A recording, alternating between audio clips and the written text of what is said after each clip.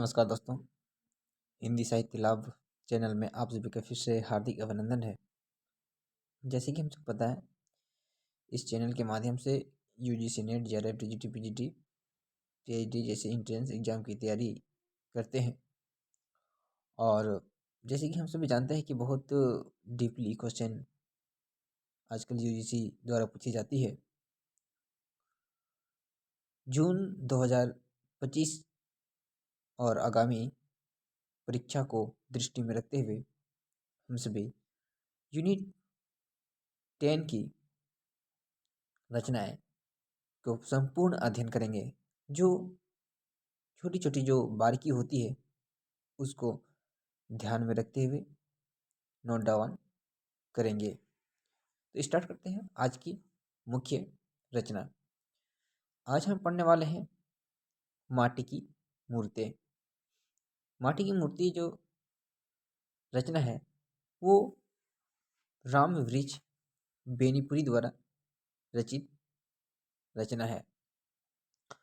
राम वृक्ष बेनीपुरी की उनकी संपूर्ण रचना और उनका जन्म कहाँ होता है इस चीज को भी नोट डाउन करते हुए चलेंगे। कहते हैं राम वृक्ष बेनीपुरी का जन्म 1899 में और मृत्यु 1968 ईस्वी में होता है। साथ ही कहते हैं कि इनका जन्म जो है ना बिहार में हुआ था। कहाँ हुआ था? बिहार में होता है। प्रमुख रचना में अगर देखा जाए तो कहते हैं पतितों के देश में ये क्या है? उपन्यास है। पतितों के देश में इनका क्या है? उपन्यास है। चिंता के फूल कहानी, अम्बपाली नाटक है इनका, माटी की मूर्तें रेखाचित्र है जो कि अभी हम पढ़ने वाले भी हैं, पैरों में पंख बांधकर यात्रा वृत्तांत है, जंजीरें और दीवारें संस्मरण है। काफी इंपॉर्टेंट है, यहाँ से क्वेश्चन पूछी जाती है। माटी की मूर्ति जो रेखाचित्र है इनका अगर हल्की सी सारांश पहली तौर पर डालें ताकि बाद में जो हम पढ़ेंगे इसको बेहतर तरीके से कैसे हम समझें, इस चीज़ में हमें काफ़ी मदद मिलेगी। इनका सारांश है कि माटी की मूर्तें 1941 से 1945 ईस्वी के बीच लिखे गए हैं। संस्मरण रेखाचित्रों का क्या है? एक संग्रह है। राम वृक्ष बेनीपुरी ने स्वयं माटी की मूर्ति को शब्द चित्र कहा है। कहते हैं मानव को अपनी मिट्टी के प्रति जो आसक्ति रहती है, आसक्ति मतलब प्रेम, उसका उत्कृष्ट और बेजोड़ नमूना माटी की मूर्ति में दिखाया गया है। माटी की मूर्ति में लिखित सभी रेखाचित्र बेनीपुरी जी ने हजारीबाग सेंट्रल जेल में रहते हुए लिखे हैं। ये क्वेश्चन पूछा जा सकता है। यह भी पूछा भी गया है कि माटी की मूर्ति जो रेखाचित्र है वो कहाँ रहते हुए लिखे गए हैं, तो हजारीबाग सेंट्रल जेल से लिखे गए हैं। और यह जो रेखाचित्र है अपने जीवन के उन सभी चुनिंदा लोगों के विषय में लिखा है जो उनके अत्यंत निकट थे या फिर प्रिय थे, उनके विषय में लिखा गया है। यहाँ पर हम लोग 2-3 बिंदु यहाँ हम लोग को नोट डाउन करने की चीज़ है। पहला, जो रेखाचित्र है उसका प्रकाशन वर्ष, उसके साथ उनका क्या मुख्य सारांश रहता है, कहाँ से लिखे हैं, ये चीज़ काफ़ी इम्पोर्टेंट है एग्जाम की दृष्टि से। इसमें अपने बचपन के दिन की याद भी रखते हैं या फिर दिलाते हैं, या इसमें वर्णन किया गया है। माटी की मूर्तें हिंदी कथा साहित्य को एक सच्ची ग्रामीण दृष्टि प्रदान करते हुए उसे भारतीय संस्कृति के विकासशील तत्वों को जोड़ने का प्रयास करती है। मतलब कहीं ना कहीं ग्राम देवता या फिर ग्राम को, मतलब एक गांव को, ग्रामीण को ध्यान में रखते हुए इस चीज को अध्ययन करते हैं या रचा गया है। अब इसमें जो पात्र है यह टोटल 9 भागों में विभक्त है, या फिर 12 भागों में विभक्त है, जिसमें अलग अलग वर्णन इसमें किया गया है और वैसे ही उसका पात्र भी विभाजन किया गया है। जैसे पहला आता है रजिया, बलदेव, सरजू भैया, मंगर, रूपा की आजी, देव, बाल गोविंद भगत, भोजी, परमेश्वर, बेजू मामा, सुभान का और बर्मा है बुधिया। ये हम लोग आगे देखेंगे, सभी अपने अपने भागों में इसका वर्णन भी किया गया है। जैसे कहा जाए कि रजिया क्या करती है, या फिर बालदेव कौन था, सरजू भैया कौन थे, मंगर, ये सभी के सभी हम लोग इग्नोर नहीं कर सकते हैं। काफ़ी इम्पोर्टेंट है एग्जाम की दृष्टि से ये पूरे 12 पात्र। अब थोड़ा सा इसका हम लोग भूमिका देख लेते हैं, क्योंकि यहाँ से क्वेश्चन हमेशा पूछी जाती है, इतनी पूछी जाती है कि आप प्रीवियस क्वेश्चन उठाकर देख सकते हैं कि प्रत्येक भूमिका से क्वेश्चन पूछी जाती है। उसको हम लोग अब आगे बढ़ाते हैं। नवीन संस्करण मतलब नया वाला जो संस्करण निकाला है उसमें क्या कहते हैं रामनिज बेरीपुरी, यह माटी की मूर्ति सोने की मूर्ति सिद्ध हुई है। किसकी सिद्ध हुई है? सोने की। काफ़ी इंपॉर्टेंट है। 6 साल में इसकी 60,000 प्रतियां बिक चुकी। इस नवीन संस्करण में एक मूर्त और जोड़ दी गई है, रजिया।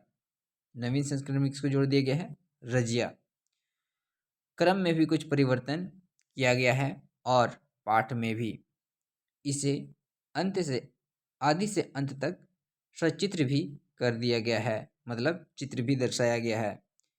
क्या मैं आशा करूं इस नए रूप में और भी पसंद की जाएगी। गंगा दशहरा 1953 रामरिच बेनीपुरी द्वारा ये कहा गया है। अब उसका हम देखेंगे कि ये जो मुख्य जो भूमिका है उसके विषय में क्या कहते हैं रामरिच बेनीपुरी जी। कहते हैं कि ये माटी की मूर्तें जब कभी आप गांव की ओर निकले होंगे, आपने देखा होगा किसी बड़ या पीपल के पेड़ के नीचे, बड़ मतलब बरगद, चबूतरे पर कुछ मूर्तें रखी हैं, माटी के मूर्तें। ध्यान रखेंगे कहाँ से स्टार्ट हो रहा है, ये भी क्वेश्चन पूछा जा सकता है। एनटीए का अब कोई ठिकाना नहीं रहता है, कहीं से क्वेश्चन बना के दे दिया जाता है, इसलिए हम लोग प्रत्येक दृष्टि से हम लोग इसको देखने की कोशिश करेंगे। ये मूर्तें ना इनमें कोई खूबसूरती है ना रंगीनी, फलतः बौद्ध या ग्रीक रोमन मूर्तियों के हम सदाई यदि उनमें कोई दिलचस्पी ना लें, उन्हें देखते ही मुंह मोड़ लें, नाक सिकोड़ लें, तो आश्चर्य की कौन सी बात है। किंतु इन क्रूप बदशक्ल मूर्तों में भी एक चीज है। क्या है? एक चीज है। कहते हैं शायद उस और हमारा ध्यान नहीं गया, वह है जिंदगी। ये माटी की बनी है, माटी पर धरी है, इसलिए जिंदगी के नज़दीक है। जिंदगी से सरोबार है। ये देखती है, सुनती है, खुश होती है, श्राप देती है, आशीर्वाद देती है। ये मूर्तें ना तो किसी आसमानी देवता की होती है ना अवतारी देवता की।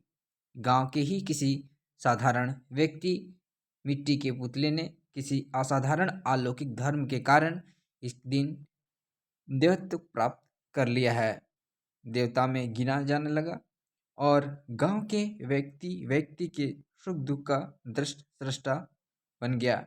क्वेश्चन पूछा जा सकता है कि ये जो माटी की मूर्तियाँ हैं कौन बनाता है, तो किसी गांव के साधारण व्यक्ति, ठीक है, जो एग्जाम की दृष्टि से इम्पोर्टेंट है।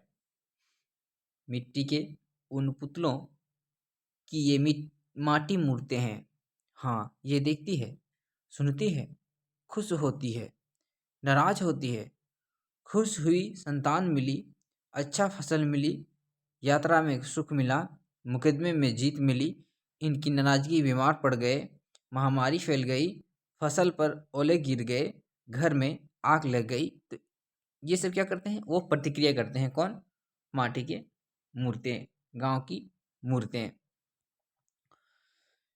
ये जिंदगी के ही नज़दीक नहीं, जिंदगी में समाई हुई है। कहते हैं ना केवल ये केवल जिंदगी से नज़दीक हैं, बल्कि जिंदगी में समाई हुई रहती है। इसलिए जिंदगी के हर पुजारी का सिर उसके नज़दीक अपने आप झुक जाता है। बौद्ध और ग्रीक रोमन मूर्तियाँ दर्शनीय हैं। यहाँ से क्वेश्चन पूछा भी जा सकता है कि इसमें कौन कौन सी दर्शनीय मूर्तियाँ का वर्णन किया गया है, तो बौद्ध और ग्रीक रोमानी, ठीक है, वंदनीय है। तो माटी की ये मूर्तें भी उपेक्षणीय नहीं है। आपसे हमारा निवेदन सिर्फ इतना है, मतलब अगर बौद्ध और ग्रीक की रोमानी मूर्तियाँ देखने लायक हैं, तो माटी की मूर्तें भी उपेक्षणीय मतलब अनदेखा या फिर खराब नहीं है। ये सब पूरा का पूरा भूमिका में राम वृक्ष बेनीपुरी जी कह रहे हैं। आपने राजा रानी की कहानियाँ पढ़ी हैं, ऋषि मुनि की कथाएं वाँची हैं, नायकों और नेताओं की जीवनियाँ का अध्ययन किया है। वे कहानियाँ, वे कथाएं, वे जीवनियाँ कैसे मनोरंजक, कैसे प्रज्वल, कैसे उत्साहवर्धक, हमें दिन दिन उनका अध्ययन, मनन, अनुशीलन करना ही चाहिए। किंतु क्या आपने कभी सोचा है, आपके गांव में भी कुछ ऐसे लोग हैं जिनकी कहानियाँ, कथाएं और जीवनियाँ राजा रानियों और ऋषि मुनियों, नायक नायिकाओं, देवताओं की, नेताओं की कहानियाँ, कथाओं और जीवनियों से कम मनोरंजक, प्रज्वल और उत्साहवर्धक नहीं है। किंतु शकुंतला और वशिष्ठ, शिवाजी और नेताजी पर मरने वाले हम अपने गांव की बाल गोविंद भगत बुधिया, बाल गोविंद भगत, बलदेव सिंह, देव की ओर देखने की फुर्सत कहाँ पाते हैं। हजारीबाग सेंट्रल जेल के बहुत इम्पोर्टेंट है। एकांत जीवन में अचानक मेरे गांव और मेरे ननिहाल के कुछ ऐसे लोग की मूर्तें आंखों के सामने आकर नाचने और मेरी कलम को चित्रित याचना करने लगी। कहने का मतलब कहाँ, एक तो अपने गांव का वर्णन है, साथ ही अपने ननिहाल के लोगों का भी इसमें वर्णन है। उनकी ये सभी दोनों इम्पोर्टेंट है दोस्तों। जो भी यहाँ पर घेरा लगाया जाए इम्पोर्टेंट रहेगा, क्योंकि क्वेश्चन बहुत पेनी दृष्टि में रखते हुए बनाया जाता है और क्वेश्चन पूछी जा रही है। आगे है, उनकी इस याचना में कुछ ऐसा जोर था कि अंततः यह माटी की मूर्तें ध्यान होकर भी रही, ये तैयार होकर रही। हाँ, जेल में रहने के कारण बेजू मामा, कौन, इनकी बात आ बैठे और अपनी मूर्त मुझसे गड़वा ली। जेल में रहने के कारण कौन था जेल में, तो बेजू मामा। उनके साथ कौन था, बेजू मामा, काफ़ी इम्पोर्टेंट है। कहते हैं मैं साफ कह दूं ये कहानियाँ नहीं हैं, जीवनियाँ हैं। तो क्या क्या कह सकता है, पूछा जा सकता है कि मैं साफ कह दूं ये कहानियाँ नहीं, जीवनियाँ हैं। ये चलते फिरते आदमियों के शब्दचित्र हैं। मानता हूँ कला ने उन पर पचिकारी की है, किंतु मैंने ऐसा नहीं होने दिया है। ये इम्पोर्टेंट है कि रंग रंग में मूल रेखाएं ही गायब हो जाए। मैं उसे अच्छा रसोइया नहीं समझता जो इतना मसाला रख दे कि सब्जी का मूल स्वाद ही नष्ट हो जाए। ये क्वेश्चन पूछी भी गई है दोस्तों। कला का काम जीवन को छिपाना नहीं, ये भी काफ़ी इंपॉर्टेंट है एग्जाम की दृष्टि से। कला का काम जीवन को छिपाना नहीं, उसे उभारना है। कला वह है जिसे पाकर जिंदगी निखरे, चमक उठे।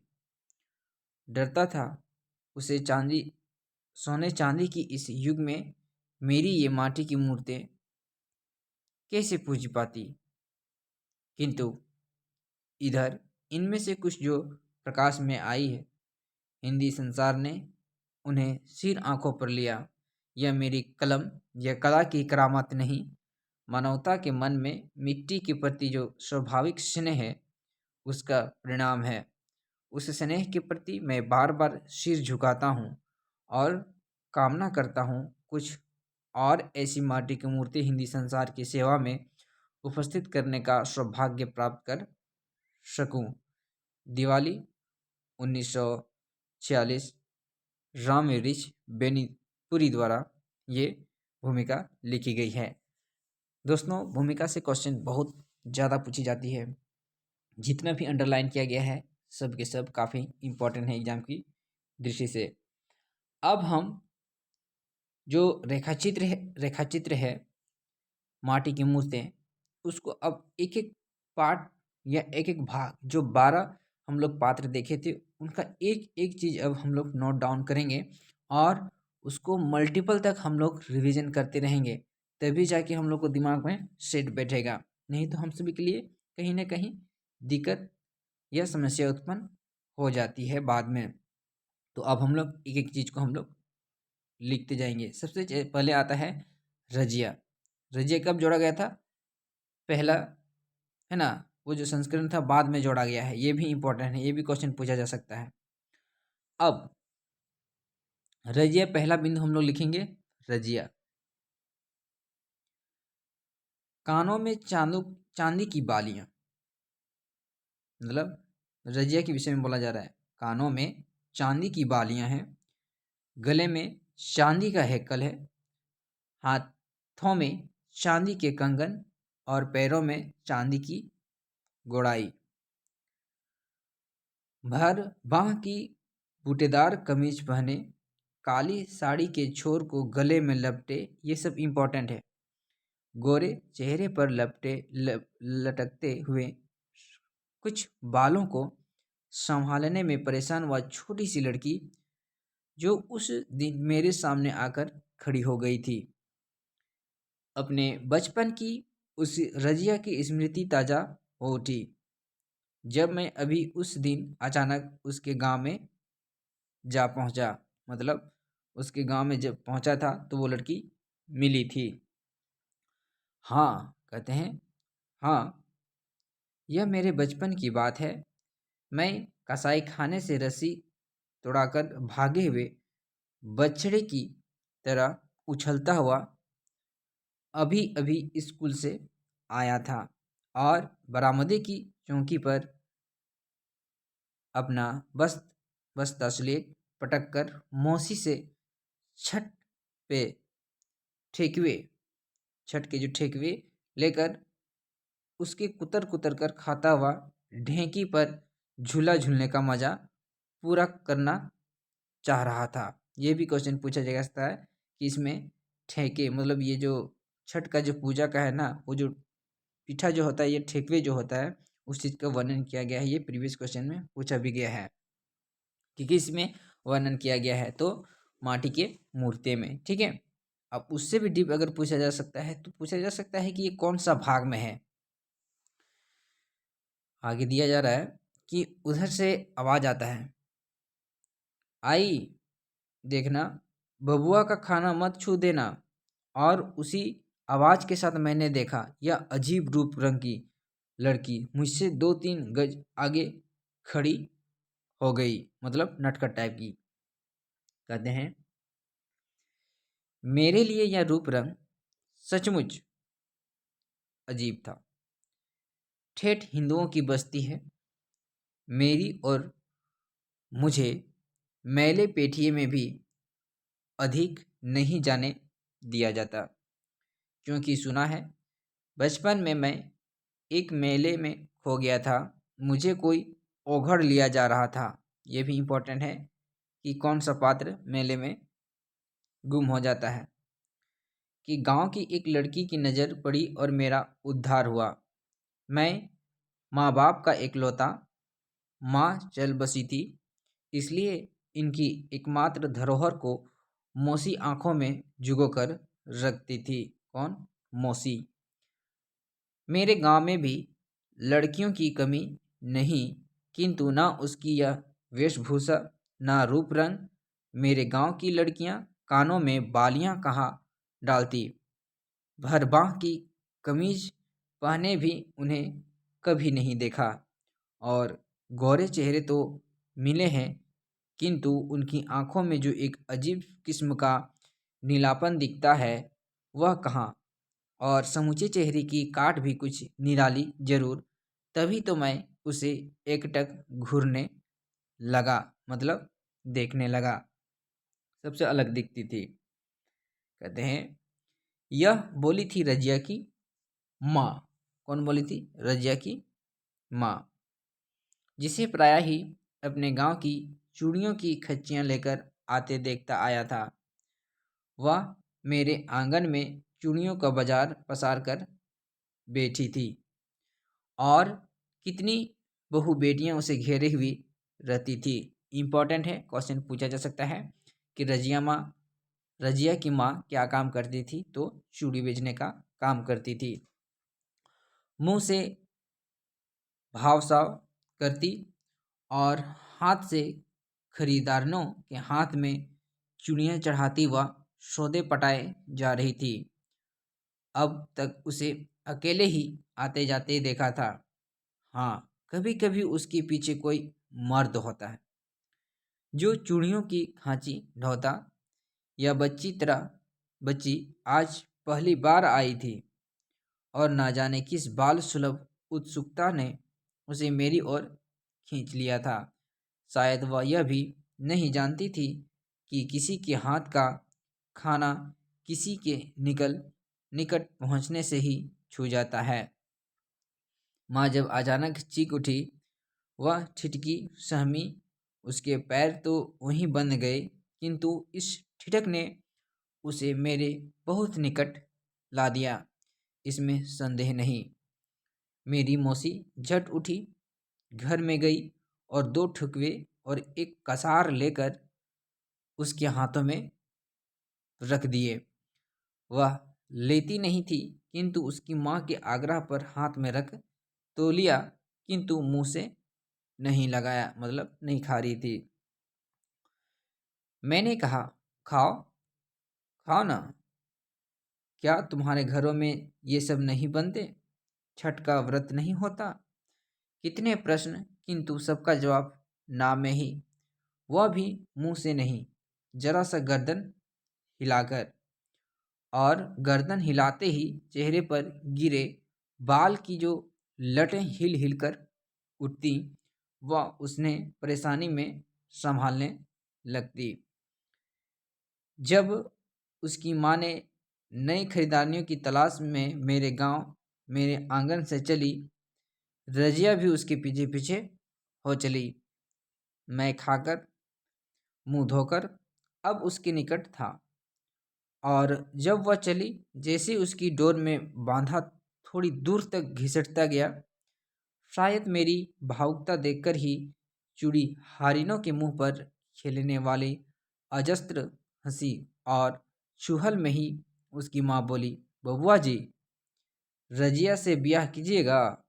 फिर बेटी की ओर मुखातिब होती मुस्कुराहट में कहा, क्यों रे रजिया, यह दुल्हा तुम्हें पसंद है? यह उसका कहना है। मैं मुंह मुड़कर भागा। ब्याह एक मुसलमानी से?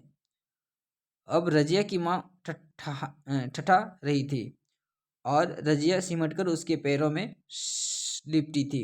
कुछ दूर निकल जाने पर मैंने मुड़कर देखा। रजिया चुड़ीहारिन, वह इसी गांव की रहने वाली थी। बचपन में इसी गांव में रही और जवानी में भी, क्योंकि मुसलमानों की गांव में भी शादी हो जाती है।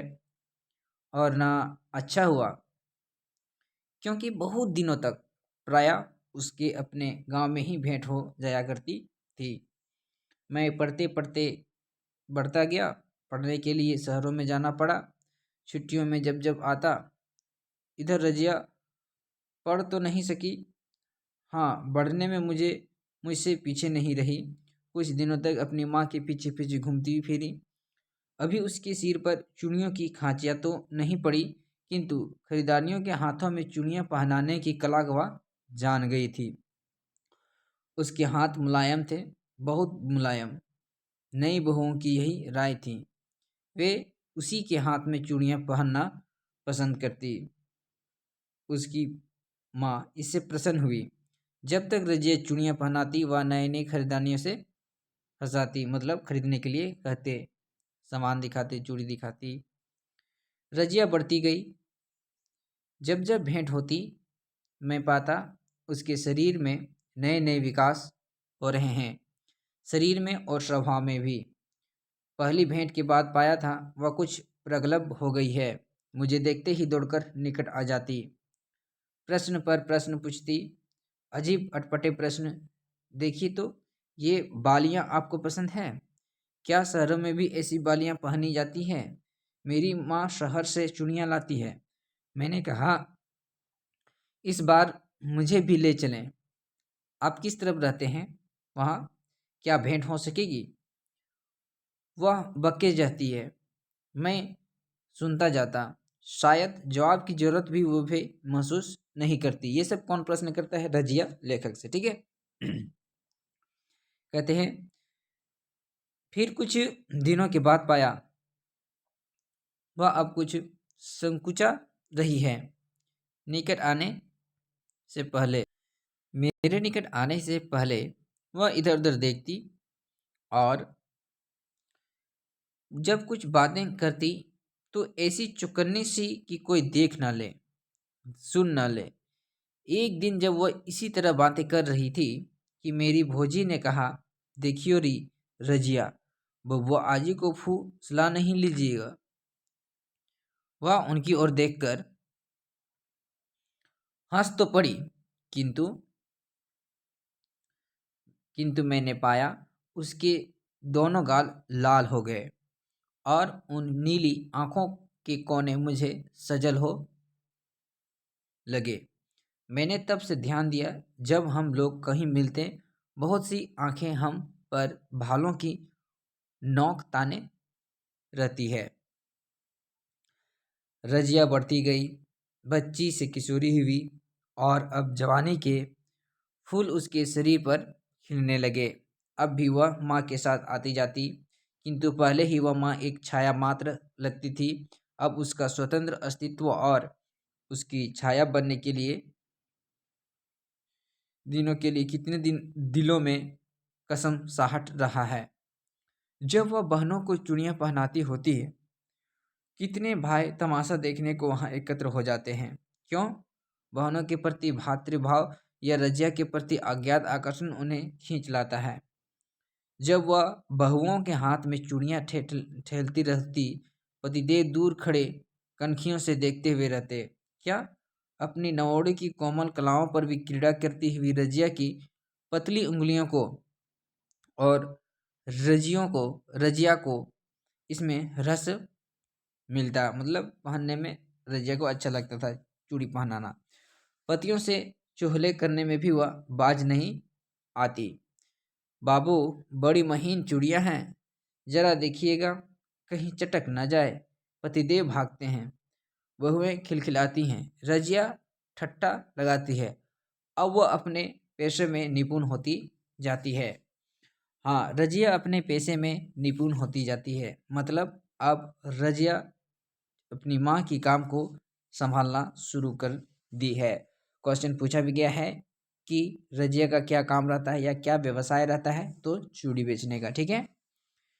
चूड़ीहारीन के पैसे के लिए सिर्फ यही नहीं चाहिए कि उसके पास रंग बिरंगी चूड़ियाँ हो, सस्ती टिकाऊ टटके से टटके फैशन की, बल्कि यह पेशा चूड़ियों के साथ चूड़हारियों में बनाव, श्रृंगार, रूप, रंग, नौअदा भी खोजता है, जो चूड़ी पहनाने वालियों की ही नहीं, उनको भी मोह सके, जिनकी जेब से चूड़ियों के लिए पैसे निकलते हैं। सफल चूड़ाहारिन या रजिया की माँ भी किसी जमाने में क्या कुछ कम रही होगी। खंडहर कहता इमारत शानदार थी, मतलब अपनी माँ भी बेहतर तरीके से काम करती थी, तभी जाके आज वो बेहतर तरीके से काम कर पाती है रजिया। ज्यों ज्यों शहर में रहना बढ़ता गया, रजिया में भेंट भी दुर्लभ होती गई।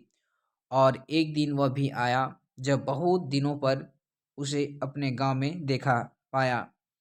उसके पीछे एक नौजवान चूड़ियों की खींची खांची सिर पर लिए हैं। मुझे देखते ही वह सहमी सिकुड़ी और मैंने मान लिया यह उसका पति है। किंतु तो भी अनजान सा पूछ ही लिया, इस जमुरे को कहाँ से उठा लाई है रे? इसी से पूछिए, साथ लग गया तो क्या करूं? नौजवान मुस्कुराया। रजवा भी हंसी, बोली, यह मेरा खाबिंद है, मालिक है ना। खाबिंद? बचपन की उस पहली मुलाकात में उसकी माँ ने दिल्लगी दिल्लगी में यह कह दिया था। ना जाने वह कहाँ सोई पड़ी थी। अचानक वह जगी और मेरी परेशानी पर उस दिन शिकन जरूर उठ आए होंगे, मेरा विश्वास है। और एक दिन वह भी आया कि मैं खामिंद बना, मतलब उसका पति या फिर मालिक। मेरी रानी को सुहाग की चूड़ियाँ पहनाने उस दिन यही रजिया आई। और उस दिन मेरे आंगन में कितनी धूम मचाई इस नटखट ने। यह लूंगी वह लूंगी और ये मुँह मांगी चीज़ें नहीं मिली तो वह लूंगी की दुल्हन टपाती रह जाएगी। हट हट, तू बबुआ जी को ले जाएगी तो फिर तुम्हारा यह हसन क्या करेगा? भोजी ने कहा। वह भी टापता रहेगा बहुरिया, कहकर रजिया ठटा मारकर हंस पड़ी, मतलब आपस में मस्ती कर रहे हैं, और दौड़कर हसन से लिपट गई। ओहो मेरे राजा, कुछ दूसरा न समझना। हसन भी हंस पड़ा। रजिया अपनी प्रेम कथा सुनाने लगी। किस तरह यह हसन उसके पीछे पड़ा, किस तरह झंझटें आईं, फिर किस तरह शादी हुई, और वह आज भी किस तरह छाया सा उसके पीछे घूमता रहा है। यहाँ पर देख रहे हैं उसके पीछे किस तरह यह हसन उसके पीछे पड़ा। तो ये पात्र है काफी इम्पोर्टेंट, क्वेश्चन पूछा जा सकता है। उसका पति कौन रहता है? तो हसन। किसका? रजिया का। ठीक है। अब ना जाने कौन सा डर लगा रहता उसे, कहता है, और अब ना जाने कौन सा डर लगा रहता है।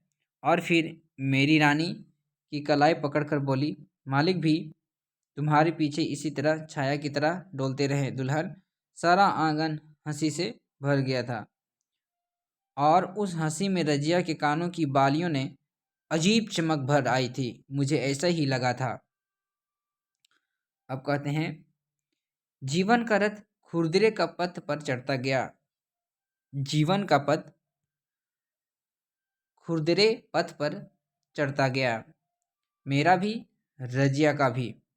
इसका पता उस दिन चला जब बहुत दिनों पर उससे अचानक पटना में भेंट हो गई। यह अचानक भेंट तो थी ही, किंतु क्या उसे भेंट कहा जाए? मैं अब ज़्यादातर घर से दूर दूर ही रहता। कभी एक आध दिन के लिए घर आ गया तो शाम को गया, सुबह भागा। तरह तरह की जिम्मेदारियां, तरह तरह के जंजाल इन दिनों पटना में था। यूँ कहिए पटना सिटी में एक छोटे से अखबार में था, पीर बावर्ची भिश्ती की तरह। यूँ जो लोग समझते हैं कि मैं संपादक ही हूँ, उन दिनों ना इतने अखबार थे ना इतने संपादक, इसलिए मेरी बड़ी कदर। यह मैं तब जानता जब कभी दफ्तर से निकलता, देखता लोग मेरी और उंगली उठाकर फुसफुसा रहे हैं।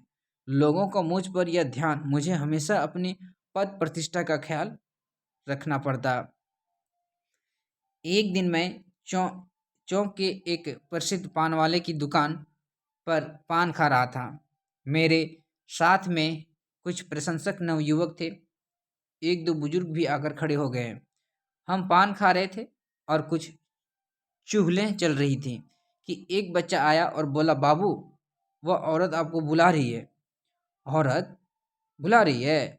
चौंक पर मैं चौंक पड़ा। युवकों में थोड़ी हलचल, बुजुर्गों के चेहरों पर रहस्यमयी मुस्कान भी मुझ में छिपी नहीं रही। औरत कौन? मेरे चेहरे पर गुस्सा था। वह लड़का सिट पिटाकर भाग गया। पान खाकर जब लोग इधर उधर चल गए, अचानक पता अचानक पता हूँ मेरे पैर उसी ओर उठ रहे हैं जिस ओर से बच्चे ने उंगली से इशारा किया था। थोड़ी दूर आगे बढ़ने पर पीछे देखा, परिचितों में से कोई देख तो नहीं रहा है, किंतु इस चौक की शाम की रुमानी फिजा में किसी को किसी की ओर देखने की कहाँ फुर्सत रहती है। मतलब सब अपने अपने में व्यस्त रहते हैं। मैं आगे बढ़ता गया और वहां पहुंचा जहां उसे पूरब व पीपल का पेड़ था। वह पहुंच ही रहा था कि देखा, पेड़ के नीचे चबूतरे की तरफ में से एक स्त्री बढ़ी आ रही है और निकट पहुंचकर वह कह उठी, सलाम मालिक। धक्का सा लगा, किंतु पहचानते ही नहीं देर लगी। उसने ज्यों ही सिर उठाया, चांदी की बालियां जो चमक उठी, रजिया यहाँ कैसे? मेरे मुंह से निकल पड़ा। सौदा सुलभ करने आई हूँ मालिक। अब तो नए किस्म के लोग हो गए हैं ना। अब लाख की चूड़ियाँ कहाँ किसी को भाती है। नए लोग नए नए चूड़ियाँ, साज श्रृंगार की और कुछ चीज़ें भी ले जाती हूँ। पाउडर, कीलीप, क्या क्या चीज़ें हैं। न जाने नया जमाना, दुल्हनों के लिए नए नए मिजाज। मतलब समय के साथ पहनना में भी परिवर्तन होने लगता है, तो उसी के हिसाब से रजिया अपना काम में भी या फिर सामान में भी परिवर्तन लाती है। फिर जरा सा रुक कर बोली, सुना था आप यहीं पर रहते हैं मालिक? मैं तो अक्सर आया करती हूँ। और यह जब तक पूछूं कि अगले हो अकेली हो, यह एक और अधवयस्क आदमी ने आकर सलाम किया। यह हसन था, उसका पति। हसन, क्या नाम, पात्र का नाम क्या है? हसन। लंबी लंबी दाढ़ियाँ, 5 हाथ का 5 हाथ का लंबा आदमी, लंबा और मुस्टंडा भी। देखिए मालिक, यह आज भी मेरा पीछा नहीं छोड़ता। यह कहकर रजिया हंस पड़ी। अब रजिया वह नहीं थी, किंतु उसकी हंसी वही थी। वह हंसी, वही चुहल, इधर उधर की बहुत सी बातें करती रही और ना जाने कब तक जारी रखती कि मुझे याद आया मैं कहाँ खड़ा हूँ और अब मैं कौन हूँ। कोई देख ले तो, किंतु वह फुर्सत दे तब ना। जब मैंने जाने की बात कही, हसन की ओर देखकर बोली, क्या देखते हो, जरा पान भी तो मालिक को खिलाओ। कितनी बार हुमच हुमच कर भरपेट ठूस चुके हो बाबू के घर। मतलब अपने खा लेते हो लेकिन बाबू को खिला नहीं रहे हो। जब हसन पान लाने चला गया, रजिया ने बताया कि किस तरह दुनिया बदल गई। अब तो ऐसे भी गांव हैं जहां हिंदू मुसलमानों के हाथों सौदे नहीं खरीदे जाते। अब हिंदू चूड़ीहारिन हैं, हिंदू दर्जी हैं। इसलिए रजिया जैसे खानदानी पैसे वाले को बड़ी दिक्कत हो गई है। किंतु रजिया ने यह खुशखबरी सुनाई, मेरे गांव में यह पागलपन नहीं। मेरे रानी तो सिवा रजिया के किसी दूसरे के हाथ में से चूड़ियाँ ही नहीं लेती। मतलब उनके गांव में अभी भी उसका बहुत मान सम्मान है और उसी से चूड़ी खरीदी जाती है। हसन का लाया पान खाकर जब मैं चलने को तैयार हुआ, वह पूछने लगी, तुम्हारा डेरा कहाँ है? मैं बड़े पसोपेश में पड़ा। डरिए मत मालिक, अकेले नहीं आऊंगी, यह भी रहेगा। क्यों मेरे राजा? कहकर वह हसन भी लिपट पड़ी। पगली पगली, यह शहर है शहर। यूं हसन ने हंसते हुए बाहें छुड़ाएं और बोला, बाबू बाल बच्चों वाले हो गई है, किंतु अब इसका बचपना नहीं गया है। और दूसरे दिन पाता हूँ रजिया मेरे डेरे पर हाजिर है। मालिक, ये चूड़ियाँ रानी के लिए, कहकर मेरे हाथों में चूड़ियाँ रख दी। कहते हैं, मैंने कहा, तुम तो घर पर जाती ही हो, लेती जाओ, वहीं दे देना। नहीं मालिक, एक बार अपने हाथ से भी पहना देखिए, मतलब पहना कर देखिए। वह खिलखिला पड़ी। और जब मैंने कहा, अब इस उम्र में, तो वह हसन की ओर देखकर बोली, पूछिए इससे, आज तक मुझे यही चूड़ियाँ पहनता है, मतलब हसन ही पहनाता है या नहीं? और जब हसन कुछ शर्माया वह बोली, घाघ है मालिक, घाघ। कैसे मुंह बना रहा है इस समय, लेकिन जब हाथ में हाथ लेता है ठठाकर हंस पड़ी, इतने जोर से मैं चौंक कर चारों ओर देखने लगा। हाँ, तो अचानक उस दिन उसके गांव में पहुंच गया। चुनाव का चक्कर जहां ना जाए, जिस औखट घाट पर ना खड़ा कर दे। नाक में पेट्रोल में धुएं की गंध, कान में साए साए की आवाज, चेहरे पर शरद गरद गुब्बार का अंबार। परेशान मतलब चुनाव ऐसा चीज है जो हर चौके चौराहे पर आदमी को पहुंचा देता है। आगे कहता है, बदमाश, किंतु उस गांव में जो ही मेरी जीप घुसी, मतलब गाड़ी घुसती है लेखक का, मैं एक खास किस्म की भावना से अभिभूत हो गया। यह रजिया का गांव है। यहाँ रजिया रहती थी, किंतु क्या आज भी यहाँ पर भी पूछा जा सकता हूँ कि यहाँ कोई रजिया नाम की चुड़ैलिन रहती थी है या नहीं। हसन का नाम लेने पर भी शर्म आने लगती थी। मैं वहाँ नेता बनकर गया था, मेरी जय जयकार हो रही थी। कुछ लोग मुझे घेरे खड़े थे। जिसके दरवाजे पर जाकर पान खाऊंगा वह अपने को बड़भागी समझेगा, जिससे दो बातें कर लूँगा वह समय चर्चा का एक विषय बन जाएगा। इस समय मुझे कुछ ऊंचाइयों पर ही रहना चाहिए। जीप से उतरकर लोगों से बात कर रहा था, या यूं कहिए कि कल्पना के पहाड़ पर खड़े होकर एक आने वाले स्वर्ण युग का संदेशों को सुना रहा था। किंतु दिमाग में कुछ गुत्थियां उलझी थी। जीभ अभ्यासवश एक काम किए जा रही थी, अंतर्मन कुछ दूसरी और ताना बाना बुन रहा था। दोनों में कोई तारतम्य ना था, किंतु इसमें किसी एक की गति में भी क्या बाधा डाली जा सकती है कि अचानक, लो यह क्या, वह रजिया चली आ रही है, रजिया वह बच्ची, अरे रजिया के बच्चे हो गई। कानों में भी बालियां, गोरे चेहरों पर भी नीली आंखें, वह भरभा की कमीज में कुछ ही लटें जिन्हें संभालती बढ़ी आ रही है। बीच में 40-45 साल का व्यवधान। अरे ये मैं सपना तो नहीं देख रहा कि दिन में सपना। वह आती है जबरन, ऐसी भीड़ में घुसकर मेरे निकट पहुंचती है, सलाम करती है, मेरे हाथ पकड़कर कहती है, चलिए मालिक, मेरे घर चलिए। मैं भौचक्का, कुछ सूझ नहीं रहा, कुछ समझ में नहीं आ रहा। लोग मुस्कुरा रहे हैं। नेताजी, आज आपकी कलाई खुलकर रही। नहीं, यह सपना है, मैंने कानों में सुनाई पड़ा। कोई कह रहा है, कैसी शौक लड़की है, और दूसरा बोला, ठीक अपनी दादी जैसी। और तीसरी मेरे हौस में दवा दी, यह रजिया की पोती है, रजिया की पोती है ना।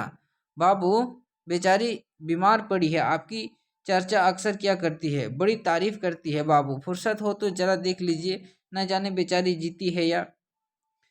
मैं रजिया के आंगन में खड़ा हूँ। छोटे छोटे साफ सुथरे घर, वह लिपटा पुता चिकन ठुर ठुर आंगन, ठुर ठुर मतलब छोटा छोटा आंगन है ना।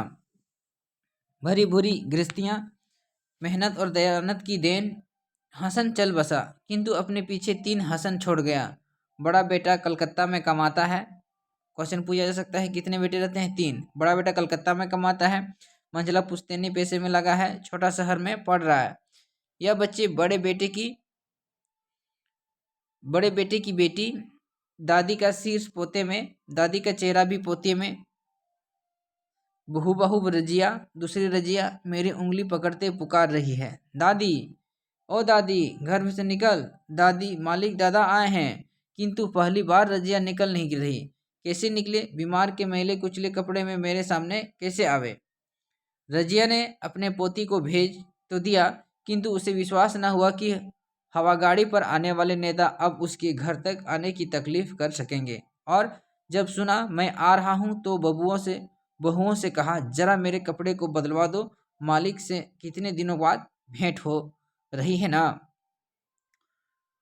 उसकी दोनों पतुएं उसके सहारा लेकर आंगन में ले आई, मतलब बहुत बूढ़ी हो चुकी थी रजिया। हाँ, मेरे सामने रजिया खड़ी थी, दुबली पतली, रूखी सूखी, किंतु अब नज़दीक आकर उसके मालिक सलाम कहा।